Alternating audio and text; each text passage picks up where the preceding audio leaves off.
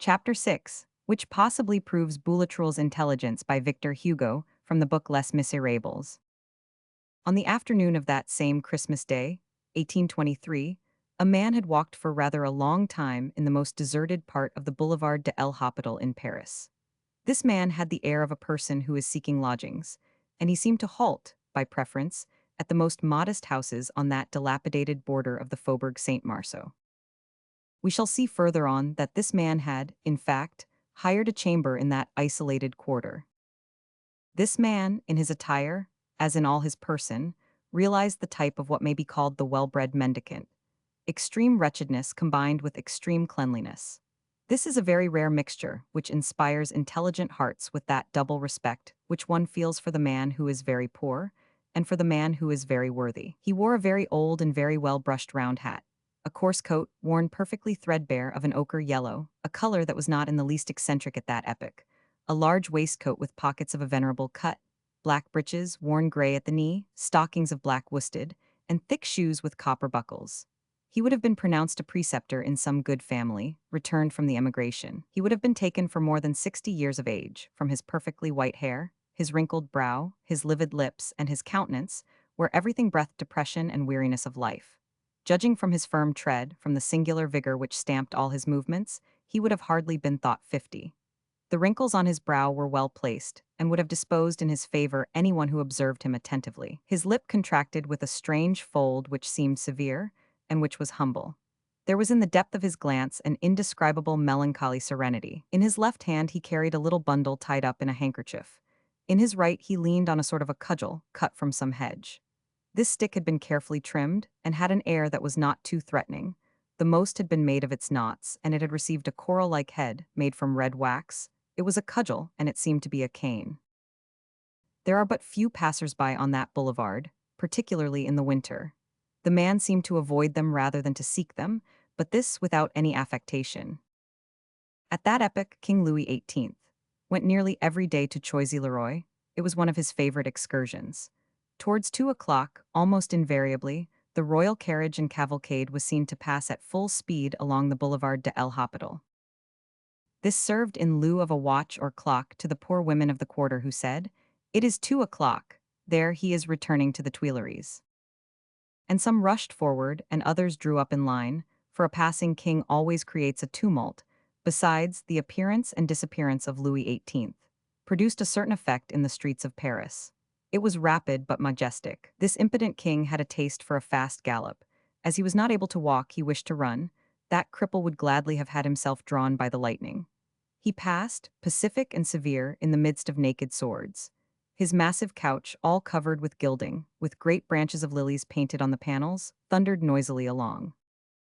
There was hardly time to cast a glance upon it. In the rear angle on the right there was visible on tufted cushions of white satin a large, firm, and ready face, a brow freshly powdered à l'oiseau royal, a proud, hard, crafty eye, the smile of an educated man, two great epaulettes with bullion fringe floating over a bourgeois coat, the golden fleece, the cross of St. Louis, the cross of the Legion of Honor, the silver plaque of the Saint-Esprit, a huge belly, and a wide blue ribbon. It was the king. Outside of Paris, he held his hat decked with white ostrich plumes on his knees and wrapped in high English gaiters.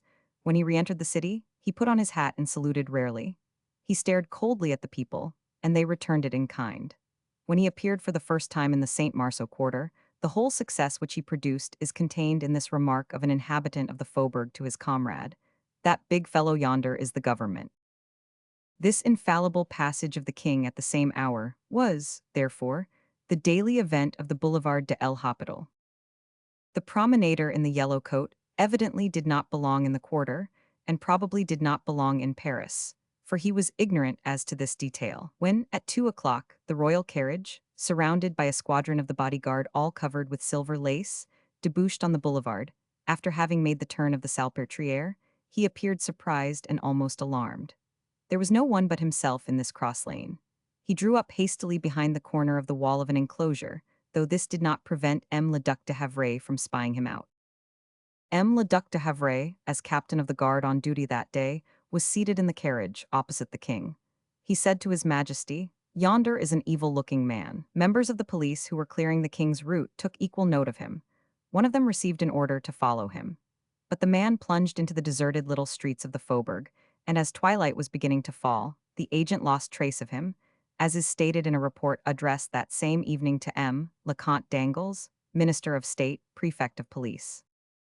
When the man in the yellow coat had thrown the agent off his track, he redoubled his pace, not without turning round many a time to assure himself that he was not being followed.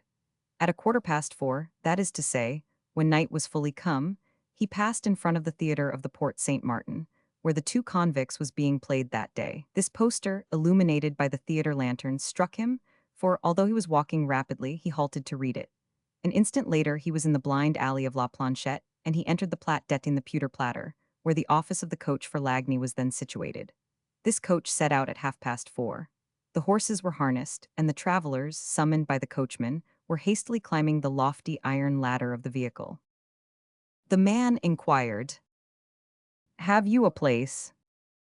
"Only one beside me on the box," said the coachman. "I will take it." "Climb up." Nevertheless, before setting out, the coachman cast a glance at the traveller's shabby dress, at the diminutive size of his bundle, and made him pay his fare.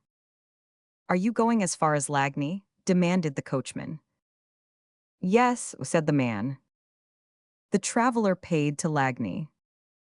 They started. When they had passed the barrier, the coachman tried to enter into conversation, but the traveller only replied in monosyllables. The coachman took to whistling and swearing at his horses. The coachman wrapped himself up in his cloak. It was cold.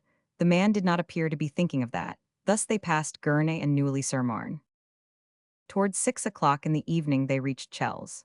The coachman drew up in front of the carters, installed in the ancient buildings of the Royal Abbey, to give his horses a breathing spell. "I get down here," said the man. He took his bundle and his cudgel and jumped down from the vehicle. An instant later he had disappeared.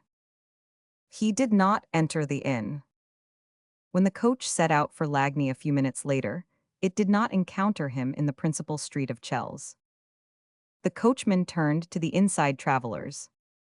"There," said he, "is a man who does not belong here, for I do not know him. He had not the air of owning a sou, but he does not consider money. He pays to Lagny, and he goes only as far as Chelles. It is night, all the houses are shut, he does not enter the inn, and he is not to be found. So he has dived through the earth." The man had not plunged into the earth, but he had gone with great strides through the dark, down the principal street of Chelles. Then he had turned to the right before reaching the church, into the crossroad leading to Montfermeil, like a person who was acquainted with the country and had been there before. He followed this road rapidly. At the spot where it is intersected by the ancient tree-bordered road which runs from Gagny to Lagny, he heard people coming. He concealed himself precipitately in a ditch, and there waited until the passers-by were at a distance. The precaution was nearly superfluous, however, for, as we have already said, it was a very dark December night. Not more than 2 or 3 stars were visible in the sky. It is at this point that the ascent of the hill begins. The man did not return to the road to Montfermeil. He struck across the fields to the right and entered the forest with long strides. Once in the forest, he slackened his pace and began a careful examination of all the trees, advancing, step by step, as though seeking and following a mysterious road known to himself alone. There came a moment when he appeared to lose himself, and he paused in indecision. At last he arrived, by dint of feeling his way inch by inch, at a clearing where there was a great heap of whitish stones. He stepped up briskly to these stones, and examined them attentively through the mists of night, as though he were passing them in review. A large tree, covered with those excrescences which are the warts of vegetation, stood a few paces distant from the pile of stones. He went up to this tree and passed his hand over the bark of the trunk, as though seeking to recognize and count all the warts. Opposite this tree, which was an ash, there was a chestnut tree, suffering from a peeling of the bark, to which a band of zinc had been nailed by way of dressing. He raised himself on tiptoe and touched this band of zinc. Then he trod about for a while on the ground comprised in the space between the tree and the heap of stones, like a person who is trying to assure himself that the soil has not recently been disturbed. That done, he took his bearings and resumed his march through the forest. It was the man who had just met Cosette. As he walked through the thicket in the direction of Montfermeil, he had espied that tiny shadow moving with a groan, depositing a burden on the ground, then taking it up and setting out again. He drew near and perceived that it was a very young child, laden with an enormous bucket of water. Then he approached the child and silently grasped the handle of the bucket.